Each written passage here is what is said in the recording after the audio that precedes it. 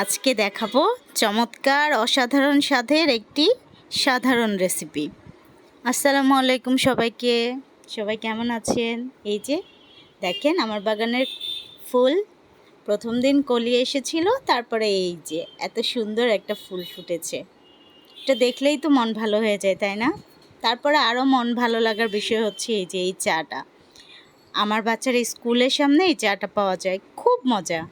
তারপর স্কুলের সামনে থেকে আরেকটি মজার জিনিস নিয়ে নিলাম, এই যে মানকচু। এটাকে আমার আম্মু বলেছে যে মানকচু বলেই সবাই নাকি চিনে। যদিও আমি কচু সম্পর্কে অতটা খুব একটা ভালো নাম টাম জানি না এগুলোর। আপনারা যারা জানেন তারা আমাকে জানাবেন যে এই কচুগুলোর অ্যাকচুয়াল নাম কি, কোন নামে প্রচলিত। তো আমি এই যে দেখতেই পাচ্ছেন চিংড়ি মাছ পরিষ্কার করে নিয়েছি, একদম খোসা ছাড়িয়ে নিয়েছি ভালোভাবে। আর আমরা অনেকেই আসলে এই খাবারটাকে সিলেক্ট করি না রান্না করার ঝামেলা থেকে বাঁচার জন্যে। দেখা যায় যে সব খাবার খেতে খেতে আমরা খুব বিরক্ত, তখন একটু টেস্ট চেঞ্জ করার প্রয়োজন হয়। তো আপনারা টেস্ট চেঞ্জের জন্য এই খাবারটাকে অবশ্যই সিলেক্ট করতে পারেন, এতটুকুই বলবো। ভীষণ মজা হয়েছিল খেতে। এই যে দেখতেই পাচ্ছেন আমি পেঁয়াজটাকে একটু ভালোভাবে ভেজে নিয়েছি। তারপর 1 চামচ আদা বাটা, 1 চামচ রসুন বাটা, আর খুব সামান্য পরিমাণে একটু জিরা গুঁড়ো, ধনিয়া গুঁড়ো, হলুদ, মরিচের গুঁড়ো আর চিংড়ি মাছ। এই তো সাথে আমি নারকেল বাটা দিয়ে ভালোভাবে মশলাগুলোকে কষিয়ে নিয়েছি। কষিয়ে খুব ভালোভাবে আপনারা যখন দেখবেন যে তেল উপরে ভেসে উঠেছে, তখনই বুঝবেন যে আপনাদের কষানো প্রায় হয়ে গিয়েছে।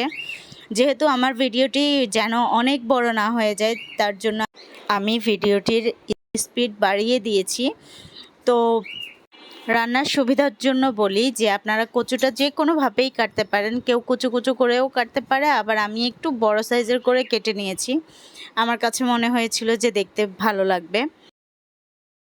আর আপনারা কচুটাকে অবশ্যই কেটে একটু ভাপিয়ে নেবেন, ভাপিয়ে পানিগুলো ফেলে দিবেন। কচুর কিন্তু আছে যেটা গরম ভাতের সাথে খেতে খুবই ভালো লাগে। তো আমি তো স্পিড বাড়িয়ে দিয়েই আমার রান্নাটা প্রায় কথা বলতে বলতে কমপ্লিট হয়ে যাচ্ছে। আপনারা একটু বারবার করে নেড়ে দিবেন। আমার এটা কিন্তু কোনো রান্না করিনি, আমি ঝোল টোল কিচ্ছু দেইনি, জাস্ট আমি ভাজির উপরেই রাখছি আর ভাজি করব আমি কচুটা। তো এই কচুটা ভেজে খেতে কিন্তু ভীষণ মজা লাগে এবং এটা খুব মুখরোচক একটা রেসিপি। আপনারা যারা বাসায় ট্রাই করবেন, নারকেল বাটা দিয়ে খুব ভালোভাবে মিহি করে বেটে নেবেন এবং নারকেল বাটা দিয়েই এই রেসিপিটা করার চেষ্টা করবেন। তো এটাই বলবো যে যদি ভালো না লাগে তাহলে আপনি কমেন্টসে এসে আমাকে জানিয়ে যাবেন যে ভালো হয়নি বা ভালো লাগেনি। কারণ এটা ভালো লাগতে বাধ্য, যে যেভাবেই রান্না করুক না কেন। আমার মনে হয় যে একটু ভালোভাবে মশলাগুলো দিয়ে কষিয়ে জাস্ট বারবার করে ঘন ঘন করে উল্টে পাল্টে দিলেই রেসিপিটি রেডি হয়ে যাবে।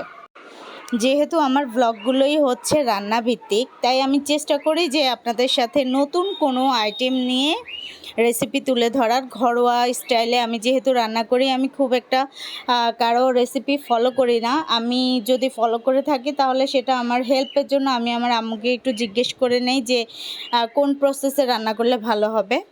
তো ওইভাবেই আমি রান্না করি। তো দেখেন এই তো আমার রান্না করা শেষ প্রায়। আপনারা অবশ্যই বাসায় ট্রাই করে আমাকে জানাবেন। আর ভালো লাগলে লাইক, ফলো, শেয়ার করে পাশে থাকবেন।